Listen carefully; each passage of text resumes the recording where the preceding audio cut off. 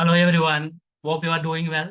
In this video, I will explain about how to use yet spy and yet mock annotations in Mockito. So let's get started. So this is not a scratch video. It is continuation video of JUnit playlist. I will provide this playlist in description. So in previous videos we have created student app check test class. So here I will add some piece of code to explain the other spy and other mock annotations in Mockito. So I am creating one field private list of string spy list equal to new array list semicolon. So for imports, Control Shift O. Then again copy this one, Control C. First I can show this one spy spy. So here what is saying? So here a field annotated with spy can be initialized explicitly at declaration point. Alternatively, if you do not provide the instance, Mockito will try to find zero argument constructor, even private. See something information about there. If you want to, you can read spy. I will create one test case for this spy. Public void test spy. So this is one test case for spy. I am annotating at a test. So here, spy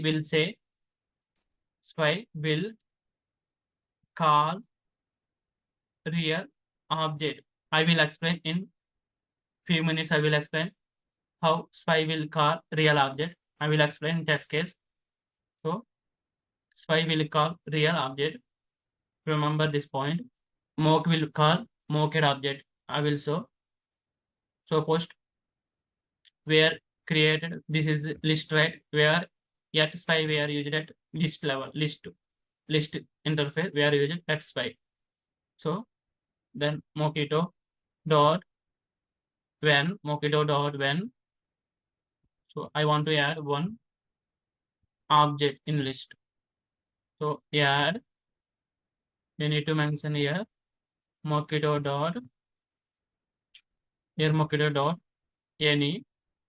You need to class type. So I want to insert string type string dot class dot then return.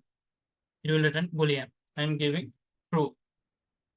So this is called here. So setting expectations are stubbing. Setting expectations are stubbing is called setting expectations are stubbing.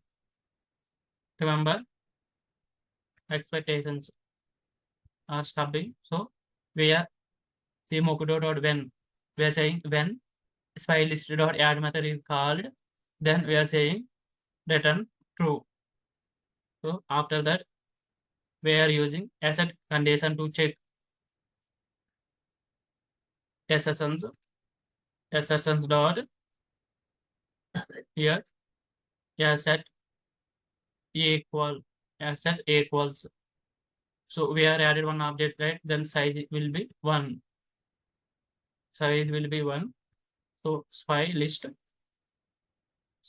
dot size. We can also do like SSN dot asset same.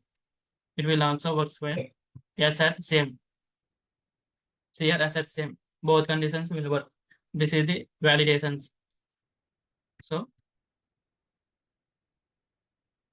here setting expectations are stubbing. This is called setting expectations are stubbing. If you are go to student service test, here scroll down. This is setting expectations. This is setting expectations are. We can also call it stubbing. So they are validating results. So validating results. These are the called validating results. So this test case I will run. I will show. this task is executing as expected or not. Is there any failures or not? So let's verify. After that, I will use mock. Then I will tell difference between spy and mock. So let's wait until this task case will run. See, a test case is run. This is successfully executed. So same, copy, Control C, Control V, change to mock. Then we need to use mock, Control C2 for imports. See, mock used for here. Mock will call only mock object. Mock will call mock object. Mock will call mock object. Spy will call real object. Spy will call real object. Mock will call mock object. I will show why spy will call real object and why mock will call mocked object. So copy same test case. This one copy, Control C, paste here. You can change to mock. After that, you can copy this one. Mock will call mock object. This one you can mention here. So mock list. This is mock list. We are setting expectations or stubbing. This is done. After that, we are checking the size. So we are setting expectations for add method after validating results. Control S. That's verified. Now these two test cases are executing or failing. So in normally whenever we are list.add one object, then that size should be 1, right? See, now test case is failed. It is one test case is failed, test mock. It is saying expected 1 but was 0. Why? Because of spy will call real object. I will explain that. See, whenever we are using spy reference variable, after that we are adding one object, right? We are doing one mock, right? After using spy, we are adding mockito.when spy list dot add one. In list we are adding one object. So we are adding one object. After that, we are validating result, checking list dot size. We are getting the 1 because of it is really calling real object. It is really storing into list. That's why we are getting the 1. Here it is just calling the mocked object. If you want to pass these two validations, then we need to add mockito.when mock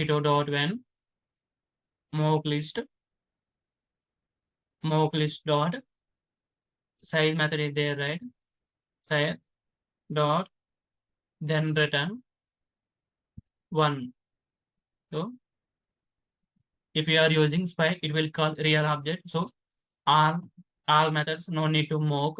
But if you are using mock, we need to mock each and every method. Remember, if you are using mock, we need to mock each and every method. Let's run this. JUnit. Wait some time. Post Spring Boot application will be start. After that, test cases will be start. So setting expectations, we can also call as stubbing. So I am repeating again. Setting expectations, we can call also as stubbing. See, two test cases are failed. So in this video, we are successfully understand how to use spy and mock annotations in Mockito. See, spy will call real object. Remember, spy will call real object by using this list.add. If we are list.add, we are added some object here. We are added some object, then we can able to check the size because it is really adding. Real object is adding. So no need to mock each and every method. But coming to at mock, so we need to mock each and every. So first we are mock list. In list we are added one object. After that, so we are checking asset equals mockito size is 1 or not. For that we need to add another mock. So spy is calling real object, right? Then sometimes you cannot able to use like mockito spy get. get method sometimes will not work. We will get out of bound exception. Remember, this is the most important. Spy will call real object. Mock will call mock object. Okay. At spy we are used, at mock we are used. So we are setting expectations or stubbing. Stubbing done. After that, validating results.